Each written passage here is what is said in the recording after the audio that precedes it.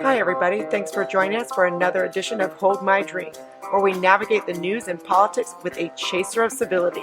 I'm your host, Jen, inviting you to grab your favorite beverage, sit back, and imagine with us how to create a new American identity together. Welcome to this week's Hold My Drink and Counterweight podcast with my co-host, David Bertstein. Today we have Debbie Hayton with us. And Debbie is a physics teacher, a trade unionist, a journalist, a prolific writer. We have a lot of stuff to discuss. Debbie, thank you for joining us today. And before we get started, first question is, did we bring anything to drink for this conversation? Debbie, did you bring anything to the table? I know it's I late brought there. I brought a beer. It's about the Nice. third of the evening. Yes, it's quite late. We have some catching up to do then. Yeah. David, what about you? This is very embarrassing, but I'm not even sure, Debbie, you know what this is, a Diet Mountain Dew. And I thought about lying about it and saying it was some kind of elaborate drink, but this is sort of an anti-lying show. So I decided to be honest and authentic. But that's what I'm drinking. That's what we had in the house. Mountain Dew, that is just like that's I don't know. That's Well, retro in a way. yeah, I'm catching up with Debbie because I've got my typical glass of Pinot Noir. So Debbie, I'm with you here. Um, so Debbie, you have gotten yourself. There's been some controversy about some of the things that you write about and some of the issues that you stand for. So really, I think my first question for you is, who is Debbie Hayton? And where do you stand in this world, particularly in relationship to a lot of the transgender communication and conversation? Well, I'm Debbie Hayton. As you said before, I'm a teacher. I'm a trade union officer. I live a normal life. I transitioned male to female in 2012, so that's getting on for 10 years ago. Okay. And my aim was to keep my job and to stay out of the newspapers. That was the aim, which kind of worked for about 4 or 5 years. And then I got increasingly concerned about some of the activism that I was seeing, which I thought was counterproductive, unhelpful, and based upon things that were wrong. So I started opening my mouth and refused to shut it. So what would you say, what was it about? So it's been about 10 years since you transitioned approximately, but you said about 4 or 5 years you kept your mouth shut. What do you think in the past 4 to 5 years that really, you said there was a couple of things that you saw going on. What's happening in our world that has created this new conversation? Yeah, things changed quite a lot around 5 or 6 years ago. Some people mark it by Caitlyn Jenner's transition. Mm. It sort of hit the newspapers. We lived in the shadows until then.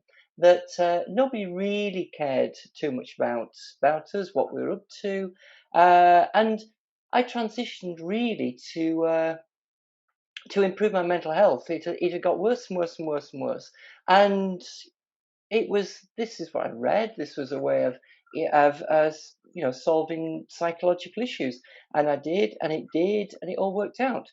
But it was a personal thing which I did to improve my mental health. It then became something almost like a civil rights issue. It had been a medical issue, a clinical issue until about 5 or 6 years ago. Then it blew up and became a huge thing. And I wasn't really quite sure why, but other campaigners were campaigning with, just this sense of entitlement, which was huge, rather than, saying that, not that, we're here to be treated not less favorably than anybody else, just to get on with life, keep our jobs, bring up our families. Suddenly there seemed to be more of a sense of entitlement, that people felt that the universe revolved around them, which I didn't think was good, and I opened my mouth to object to it. And then you haven't you keep writing and to this day, I mean, you've become quite a prolific writer on particularly on the trans issue. I'd love to hear a little bit more about Caitlyn, your ideas on Caitlyn Jenner. I mean, that's something here in the U.S. She's running now for governor. It's governor. Yeah, she and she's caught her own pushback, if you will. What are your thoughts on her and what waves she's making in the United States? Yeah, I wrote about Caitlyn Jenner Mhm. last week, actually, because of the comments about sport. And Caitlyn's absolutely right, when in those comments about sport. And people who have thought about the situation tend to come to the same conclusions. There's other people in history. There was Renny Richards, who was one of the few transsexuals that I'd heard of when I was growing up. And Rennie played on the female tennis circuit in the 1970s, but now has come to say that really only got away, it worked because by the time that Rennie transitioned, they were, they passed their prime. But, she'd said that if she was playing in a prime, there was no way that women would be able to match her.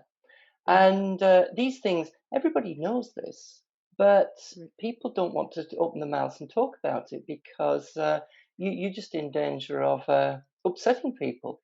And the people who you're going to upset, when they do get upset, you know about it. And most people want a quiet life, I guess, so they don't open their mouths.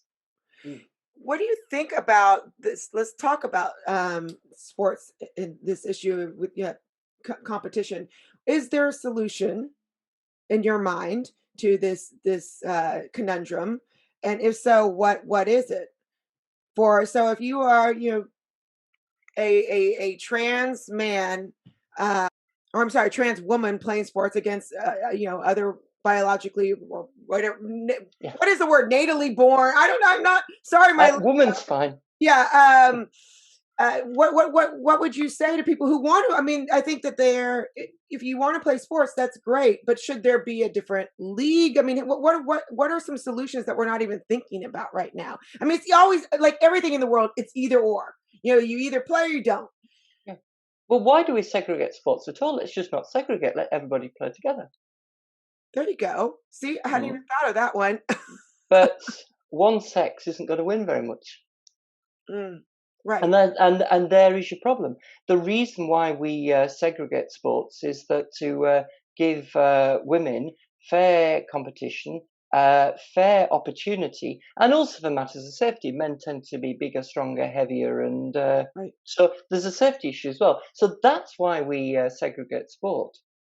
Not for any not to validate anybody's identity, but purely through fairness and safety. So you could say, why segregate sport? Yes, we do have to segregate sport, but how about we retain that open category that everybody can compete in, should they wish to, but then take a separate category for biological females, and call it women's sports. That's what we have, for goodness sake. And then in the open category, men can compete in the open category, but the women's category is closed to biological females, women, who haven't taken any advantage through hormone therapy, whatever. So you're left with an open category in which men can compete, which trans women can compete. Trans men who have taken testosterone can compete, all in the open category, but you're reserving a separate category for women with biologically female bodies who haven't taken any testosterone. So in that category, you would have trans men who haven't taken any hormone therapy, would be quite happy to compete in that category. And that, I think, is about as fair as what you can get.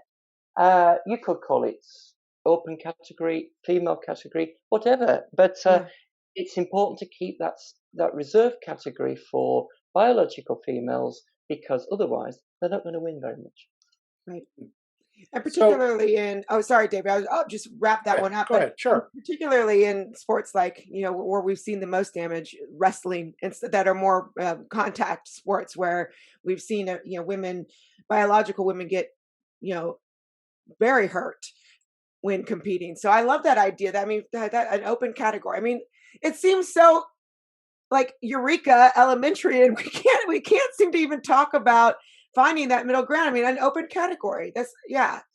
Yeah, Sorry, David. but sorry. It's okay. Go ahead. Go Yeah. ahead, Debbie. Yeah, but that's it's solutions like that we're looking for. And then you think, where do trans rights come in? As a trans woman, I don't really want to be changing and showering with men.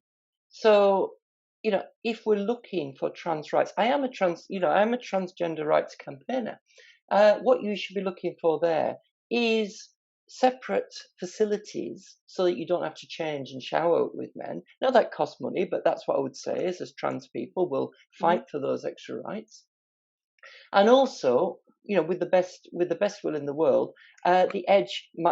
Talk about my performance in sport has to be seen relatively. But you could argue that the edge has been taken off my performance and other trans women who have taken hormone therapy. So have separate record keeping as well. So you'd have the fastest time run by a trans woman whose hormones levels were below a certain level. If you see what I mean. So you are asking something of society. You are saying, look, we want you to build some extra training facilities here, and we want you to record these extra stats, extra records. But we're not imposing on another group that needs protecting, which is women.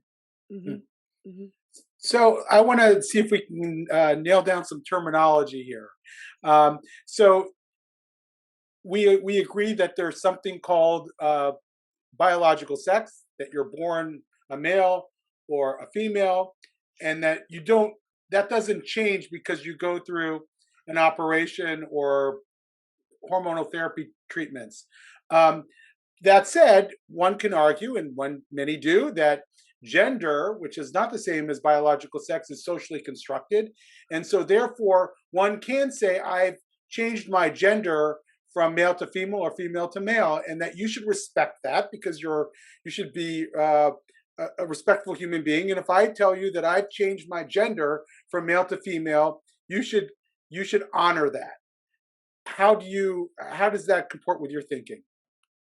Well, what do you mean by this gender? What is this gender, David?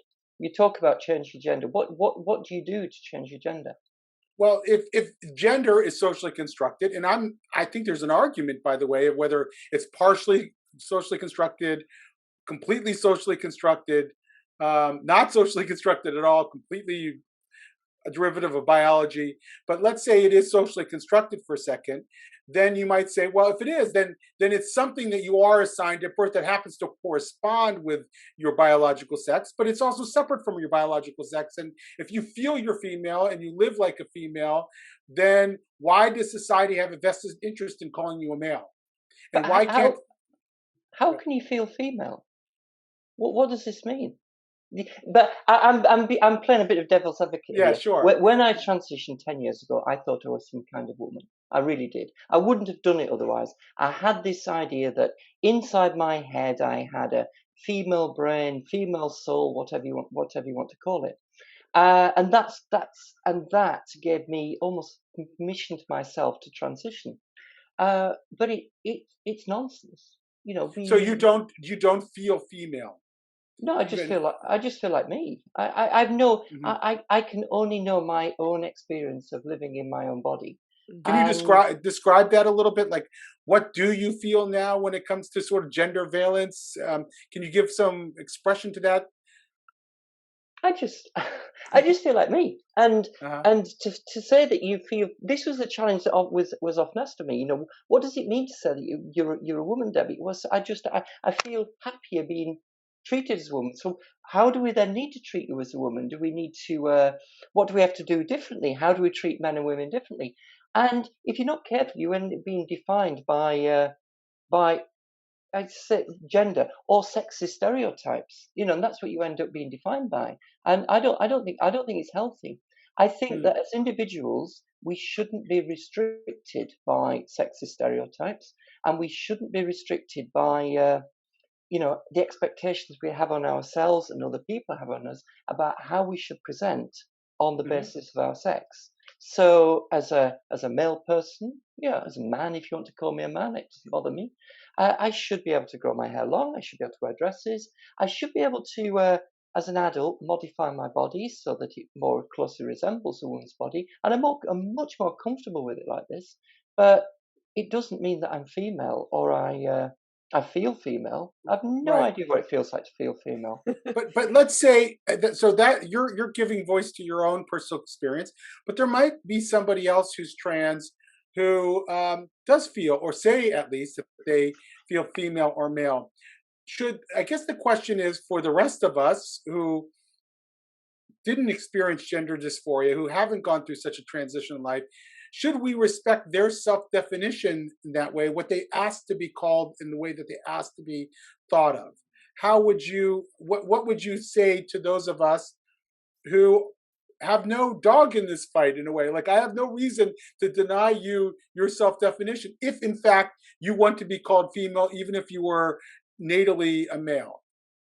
Yeah, you see, the situation seems to change completely. When I transitioned, the test of a successful transition was the sex people took you for in the street. When you went up to a stranger, uh, and you were talking to people who didn't know you, which pronouns would they use naturally? Would they use male pronouns or female pronouns? And you knew you were doing something right if they used female pronouns. So you thought, oh, I'm doing something right here. Hmm. Being directed to the bathrooms as well. That was another thing. So you just ask them, where's the bathrooms? They would direct you to the women's rather than the men's. That also was a test. But what that was, it was observations of how you were actually presenting to the world. Whereas we seem to be in a position now where people don't change the way they present to the world. So they don't necessarily make that change themselves, but they demand that other people change the way they think. And that's very different. And for somebody who comes along and says, I demand that you treat me in the same way as you basically, you give me female pronouns and you treat me the same way as a woman, you assume I'm a woman, and I'm not going to change the way I present to the world. I'm certainly not going to change my body at all. Then that puts everybody else in a really big form of cognitive dissonance, and it's a big ask to ask the rest of the world to change their way of thinking to uh, to help you out without making that effort yourself to meet society halfway. Mm. So when people say, these are my pronouns, I, you do try to, you do try to be kind to people, but it's not easy, and I wouldn't expect it to be easy. And if people get it wrong, and sometimes people use both pronouns for me. Some people call me she, her. Some people call me he, him. I'm past the point of caring, actually. For me, what matters to me is how I feel about myself, how I feel about my body, and I'm comfortable with that. That's what I transition for me to feel comfortable with my own body. What everybody else thinks is Right. secondary. So go If I ahead. was relying on other people to validate me, then you're really vulnerable to anybody who doesn't want to play along. Hmm. So we have a friend, Jennifer and I, Xander Keeg, who is a transgender male, natal female, as he would say. He's very open about these issues. He's not one of the people who tries to impose an ideology on everyone else. He helps us sort of think about it in nuanced ways. And Xander looks very much like a natal male. I mean, big beard, balding, voice is deep. I've only known Xander as a male, and I can't, even if I tried, think of Xander as a female. And if Xander asked me to think of to use the pronouns he, him, first of all, I don't, there's nothing about Xander that makes me think otherwise. And so I guess the question is it, you said meet halfway, and I'm just trying to figure out what that looks like. I mean, I agree, by the way, we should be show some grace ourselves in how we talk about a person who wants to be called a female or a male. And perhaps they should show some grace to people who may not get it exactly right. We're human beings. We're not we're not machines, and we can't just flip a switch and pretend that we view something a certain way when we don't. But isn't there some demand that we can place on people to try to be sensitive to this person who wants to define themselves in a certain way, and over time allow ourselves put the onus on ourselves to adjust to that reality?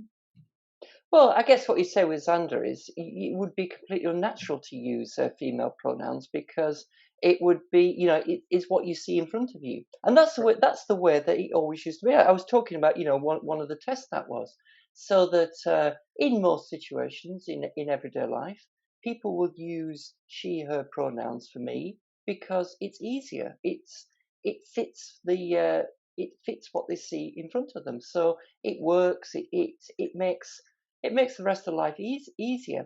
Now, if you've got a situation where somebody is male, looks like a male, gives all the impression of being a male, but then says, I demand that you use she/her pronouns, that just makes it really difficult for everybody else. And it's only going to be a matter of time before somebody messes up, because people try to be kind, but you've got a million and one other things to do in life as well, rather than be just thinking about somebody's pronouns. Right. And people, and I just feel for people in this situation. They've said, these are my pronouns, please use them, and then people keep messing up, and it must be almost in a situation where they're waiting for people to mess up, and how you're not going to have much in the way of confidence and security at all. So I just feel people are setting themselves up for disappointment. Right. And And it's not a good social model for change either.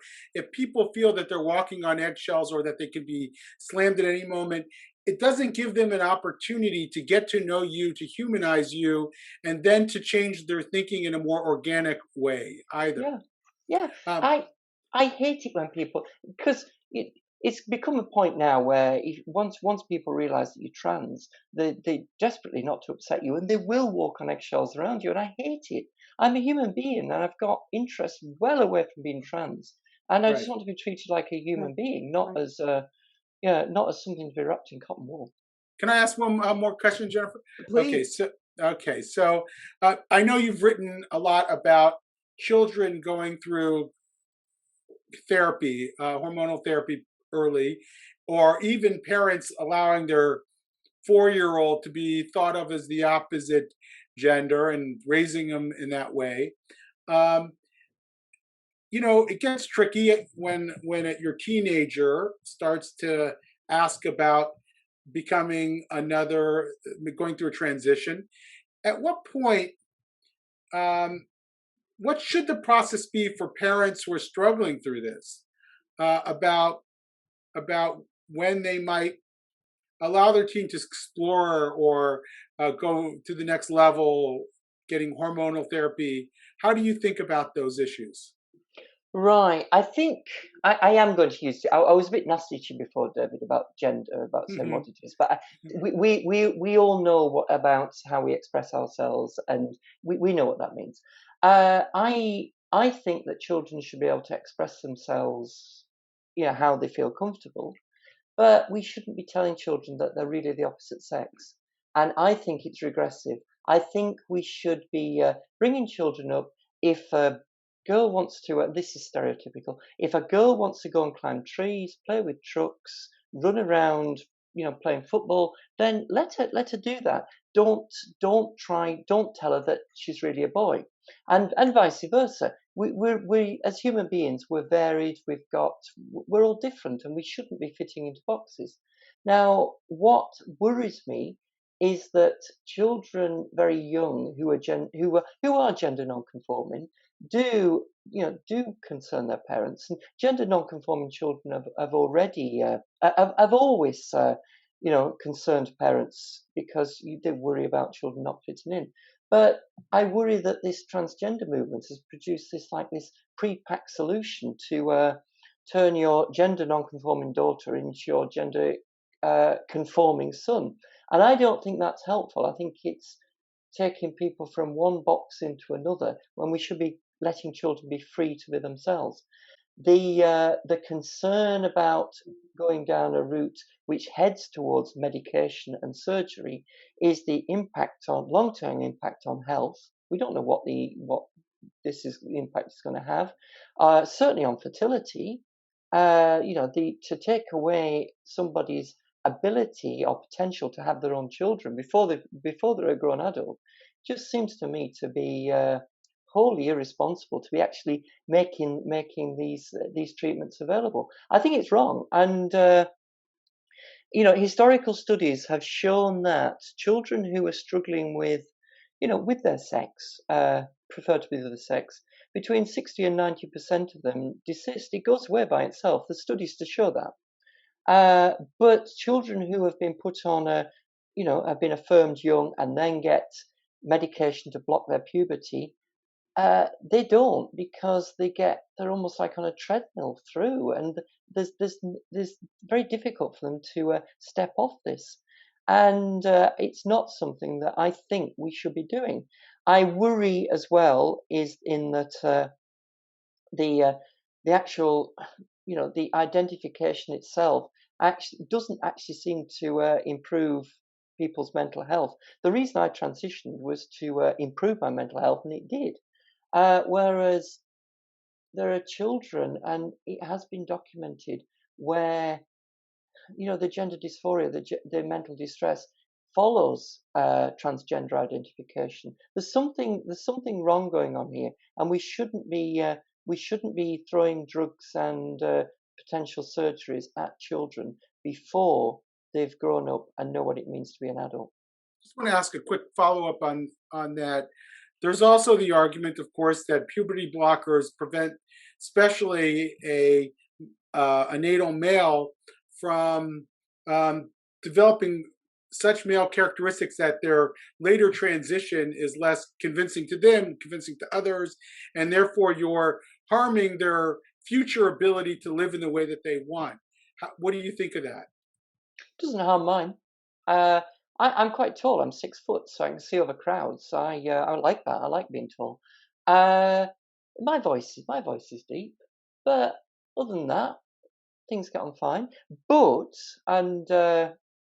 one thing which children do need to be aware of is that to go through a full transition and have male to female gender surgery, the surgeon needs some spare parts to work with. And if the child never goes through puberty, those spare parts actually never develop to the size which they need to get to. Mm. And the surgical techniques have been developed for adults, and it's become routine. Now, the story of Jazz Jennings, the American teenager, when you look at what Jazz went through, because Jazz never had the tissue, which I did. It involved various bits of abdominal tissue, and it didn't work very well. Mm. So there is something about male puberty going through it. Yes, it makes me taller. Yes, it makes my voice deeper. But it had advantages in other ways as a trans woman now. Understood. Debbie, I want to hear more about you. So you decided, speaking of transition, I think this is a good segue. I mean, you decided later on, for mental health issues, which I think is really, I'd love to hear more about that you just felt better in the world identifying as a female. But for a good part of your life, more of your life than identifying as a female, you were male, and you have children as well. Was there something outside of just like a kind of a depression or a mental health question? Was there something for you that was a turning point? The turning point was when my life collapsed, was realizing that other people were transitioning, and I could too. When it was something which just it didn't seem possible. I heard of people transition. It was something I desperately wanted to do from when I was very young, actually. Okay. But it was just something that was not possible. People like me didn't transition. People like me went to school, got a job, had a family. That's what we did. This the Trans-Sexualism I read about was esoteric, distant things that happened on the television. Whereas it was when I found that people were transitioning, and people I knew, and the internet allows you to get to know people who are transitioning. Mhm. So the rise of social media around 12, 13 years ago, that opened up those doors to me, allowed me to see that other people were transitioning, and I thought, I want that too. And it became an insatiable need at that point, and that's when I had to transition. Well, and you said something, I wrote this down because it was really actually, again, a very simple question, but it kind of blew my mind, is when David asked you, how you felt, you're like, I only can speak for myself. I can only speak for Debbie, but what does it feel like to be female? I mean, here I am as a female, and I'm like, that's a brilliant question. I mean, I don't know what it feels like when I really think about it from a philosophical position. I mean, I feel from a societal position, there is a certain feeling, if you will, to being female. A lot of it around things like sports and whatnot, and kind of more physical attributes of size and whatnot. But I don't know that my brain actually.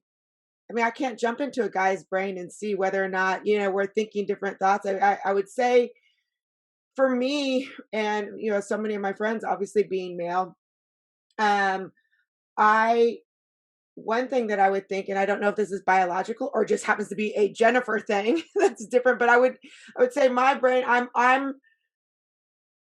I find that the men that I know are much more able to compartmentalize thoughts, so they can go like something that happened earlier today that was upsetting, they can put it in a box and take it out later, whereas I feel like women, I always call myself like a noodle brain, where I just feel like everything's going on, like we're thinking about, or at least for me, my kids doing this, my parents are doing this, I've got this going on, work's going here, and it's all in this big like soup together. But again, is that I don't know if that's Jennifer, and the men that I happen to be with are more compartmentalized like that. But I just found that question fascinating. What does it even feel like to be a female brain?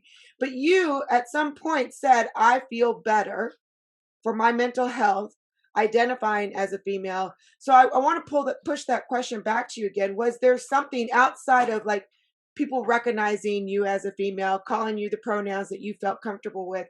Was there something identifying with female that made you really come into your own, into who you are, who Debbie Hayton is?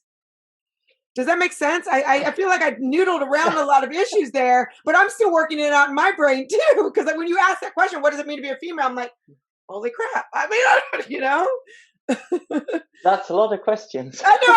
I'm sorry. I kind of like did some like verbal like spewing at you, but there's definitely differences between the way that women interact with each other and with men, and the way that men interact with each other and with men. And as a teacher, I see children, playing in the yard, and girls tend to interact differently to boys from a very young age. This isn't teenage hormones. When you're looking at really little children of 4 and 5, you can look at children and you think, I bet that's a girl, I bet that's a boy, the way that they interact. But there is overlap. There are boys who there's boys who are quiet and there's girls who are very active. So there is overlap. We can't use this as a way of saying, oh, you're a boy because of this and you're a girl because of this. So there are trends, I guess, but that doesn't characterize you, and it doesn't define you as a man or a woman. And I'm the same as I always was. If you analyze me, Jennifer, I compartmentalize well. I do all those man things just the same way as I always did, and I still do them. That's so. In terms of how I think, it's stereotypically male rather than stereotypically female. So it was something different to that. I'm an expert compartmentalizer, just saying. I'm the only noodle brain in this conversation. That's you're awesome. the only noodle brain in this conversation. Right. Yes. So I still struggle with how the trans issue became such a centerpiece of the current social discourse and the sort of ideologically charged culture wars of our time. In some ways, I understand race and racism. That's been around a long time. It's been sort of the the Achilles heel of American society and many other societies.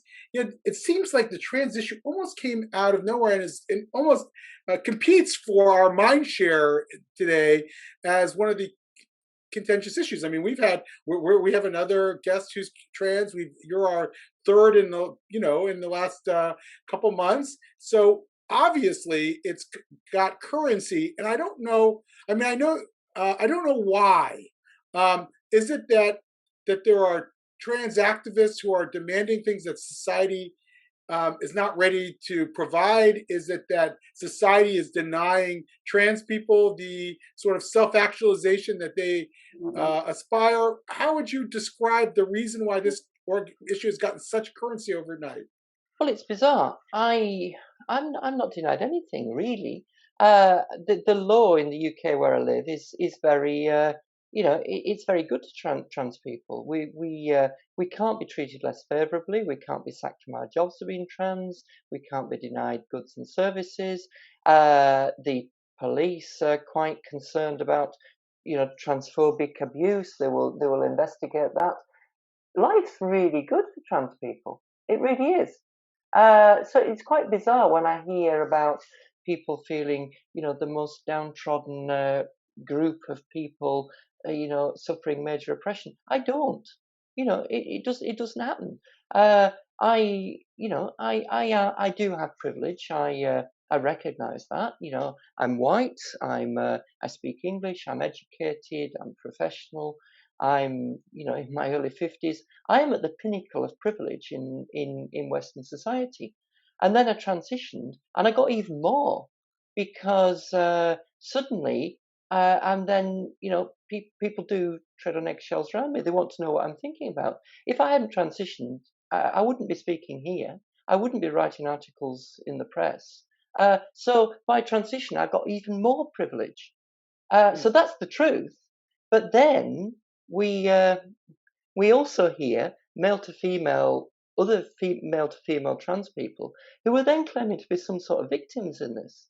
And that brings you an awful lot of power. If somebody who is very privileged can then play the victim, then suddenly they are very powerful because nobody can challenge them, nobody can upset them, nobody can disagree with them at times for fear of divine retribution. So this is really quite attractive to people, and it tends to be the male to female side. It's your trans man friend. It's different. This is a movement which is being driven by males who have privilege and get even more privilege, and then claim to be some sort of victim, and then the world dances around them. No wonder it's become a big thing.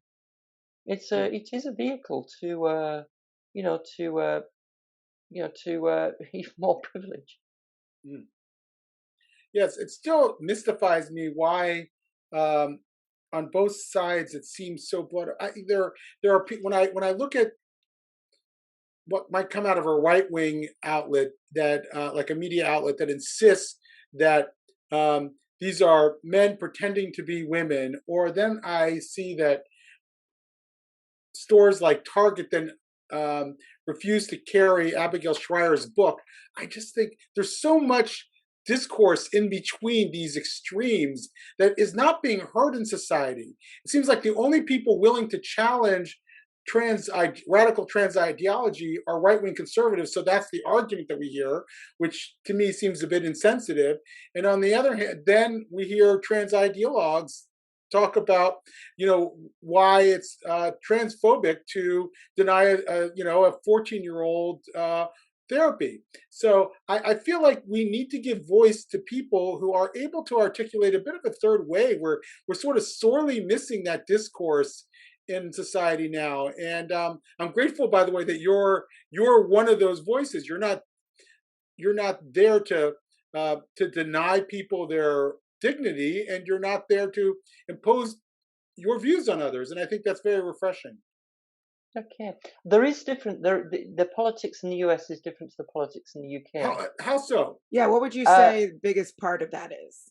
there was a group of left-wing trade unionist women 4 years ago who started campaigning on this. So it's not the same left-right issue in the UK as it is in the US.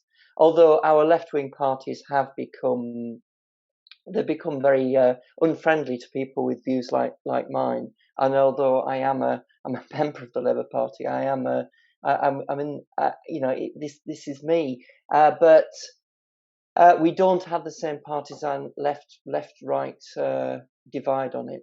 So we have thinkers on the left in the UK who are, I would say, a rational scientific thinkers who, yes, are saying that trans people should be treated with dignity and respect. Their rights should be protected.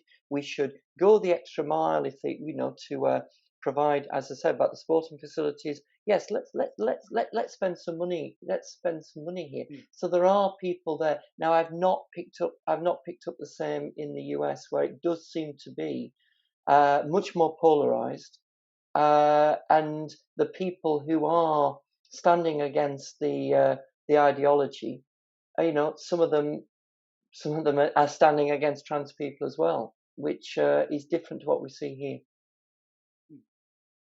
That's interesting. I want to go back to something that we were talking about with biological differences. So my question, going back to kind of like the male female brain, do you think, outside of the physical differences that are obvious, do you think that there are biological differences in the way males and females, their brains work at all, or is that just, it doesn't matter, it's all up to the individual? Yeah, there's differences in the way that everybody's brain works, because we're all individuals. We're all unique individuals. But on every, I hate to use the word spectrum. I don't want to use that. But on every axis, there is a spread. There's a male spread, and there's a female, the spread of females, and the two overlap. But there are biases. There are biases. One in Jungian psychology, or what the Myers-Briggs has picked up, that in Myers-Briggs speak, women, 2/3 of women are F preference and 1/3 are T, and T preference, and in men it's the other way around. Now I'm a T preference, my wife's a T preference, so it doesn't you always fit. But whenever you get a large group of women and a large group of men, the average will be in two different places, and I think we all know that. But those differences. What are you on Myers-Briggs? Now that you've mentioned it, I'm an ISTJ. ISTJ. Wow, that's not a common profile, I don't think. ISTJ. Interesting. We talked about this the other day. I'm INFP. So again, what you were just saying, so for people who aren't Myers-Briggs, to translate, the F is for feeling, and the T is for thinking. So what you're saying is, not typically, because again, we're all individuals, and that part I truly believe in. But you would say more women fall on the F feeling spectrum of the Myers-Briggs, and men fell on the T or thinking. Yeah. Well, and I am an IFP. But what are you again, David? You are. I am an ENTP. Okay, so you too. Very typical ENTP, by the way. I mean. Yeah, I know that. Yeah, you are. He is. He's the extrovert of us. I have two sons. One is ENTP, and the other one is INFP. Oh my gosh! So he's me. We are. He's me. I didn't mean soulmates. We're soulmates. I mean that's fascinating. But so I guess that goes though to my question. I mean, if you are going to stereotype, and generalization and stereotype is what I'm doing here. I acknowledge that from the get-go. But women would be more considered in the feeling, physical aside. If you're talking about brains and emotions, feeling and thinking. And so I guess that kind of addresses my question. I mean, we're all individuals. Is that really a stereotype? I guess I'm going to push back on you, Jennifer. Go. Is that a stereotype, or is that sort of a tendency that exists in among females. I mean, and it, as Debbie was saying, if I'll use the word spectrum, if you won't, if there's a spectrum for each sex, and there's overlaps, it would be accurate to say that there's a majority of females who are like this, and there's a majority of men who are like that. But there are men and women on both extremes that don't abide by those majority traits. Right. And I think we should be willing to talk about these biological realities. It's clearly gender. Look, I think is at least partially socially constructed. I mean, there are aspects of gender that are assigned by society.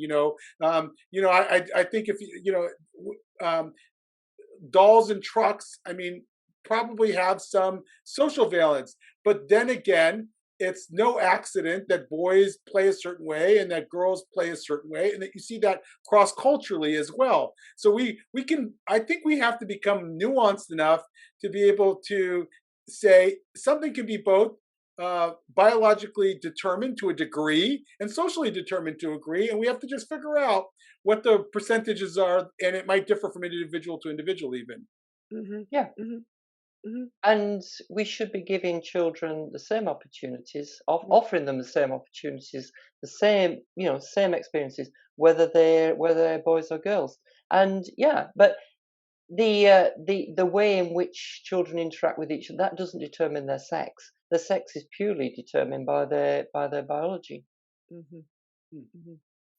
Yes. Yeah, I feel like some of the pushback, David, to you, people not wanting to define biological differences in our personalities or what outside the physical, there is this sense, I believe, like we were talking about the Briggs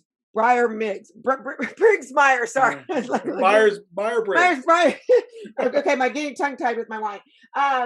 But I mean that there is almost a hierarchy, right? So if you're feeling, that's not as good as thinking, and that's where I have a problem. Is I love being a woman. I love being, the feeling type. Like I have no problem with that. So to me, it's kind of breaking that hierarchy down, where it's okay to have these biological differences and still have the same access to I don't know what to say, access to just general humanity, respect for each other's differences, dignity, yes, right. And value. Correct. Right. We need all of the above. We need people who are thinkers. We need people who are feelers. Dominant, by the way, I feel too. I'm a T. But society is better off when we sort of respect these differences in our fundamental attitudes and behaviors. Yeah. I guess maybe we need to expand our understanding of diversity. I mean, I think Myers-Briggs is one way of thinking about it. I think obviously expanded understanding of what gender might be is a way of thinking about it. Certainly our viewpoints and our intellectual differences and our ideological differences are another way of thinking about diversity. And I think we'll be a better society if we all sort of expand what we mean when we say diversity, and we don't just think about it in these very narrow terms that the current ideological discourse imposes on us. Well, that's just you agree, or is that just a rant? No. I think that the thing is that we don't have conversations like this that often, because what we talked about at the very beginning, we walk on eggshells. Like, did I say this right? Were you offended? I mean, we're just we're hypersensitive, and we live in a offense culture where, Debbie, you mentioned this. I think that there is some power to be gained sometimes in being offended, and so we don't have these genuine conversations. It's just easier not to. Yeah, if I can get my way by being offended, there's power there, and these conversations aren't happening, and just because people are concerned about, and for good reasons. The people don't want to upset other people, so we'll not have the conversation. But only by having the conversation to actually explore what it means to be human, rather than trying to guess what it means to be human. We need to talk about these things. And being able to, one thing we need to hold on to is we need to be able to talk, and we need to be able to disagree with each other while respecting each other. And that seems to be something which we're losing. Yes. It's important, is that? Yes. Yes. Right. That is one of my favorite quotes. I forgot who said it, but something along the lines of, just because I disagree with you doesn't mean I hate you, kind of but that's where we're at. That's where we're at. Yeah, we need a no more eggshells campaign. I just feel yesterday I was on a podcast with 3 African Americans, and one of the hosts said, "I can't stand it when white people feel like they have to walk around eggshells. It's dehumanizing to me when they do that. It's an exercise of power if I were to force them to do that.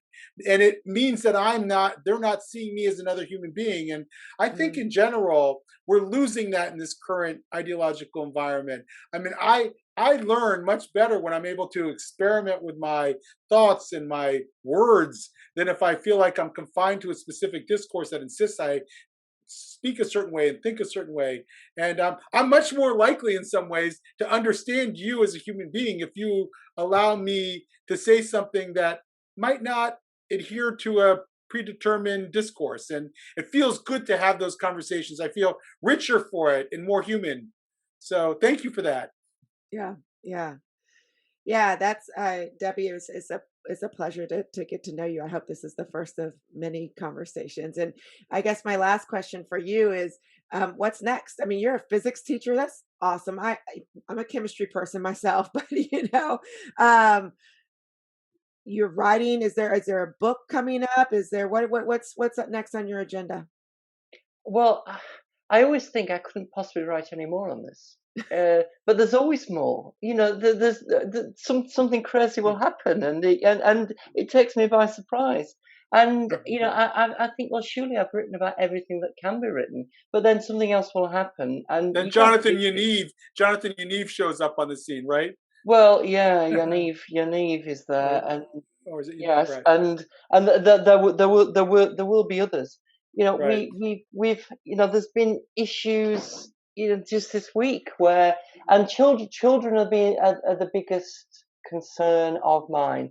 Where there was a family on daytime TV in the UK. They didn't have the kids with them, but their 2-year-old came out as trans, and they were so proud of this child at this age. I'm thinking this is just not right. And to be able to try and write about that without demonizing the parents is quite tricky, because you have to call it. I think it's wrong, so I'll call it out as wrong, but without demonizing the parents. Yeah, that's a fine line. But I do have a book I wrote, and I can't get it published.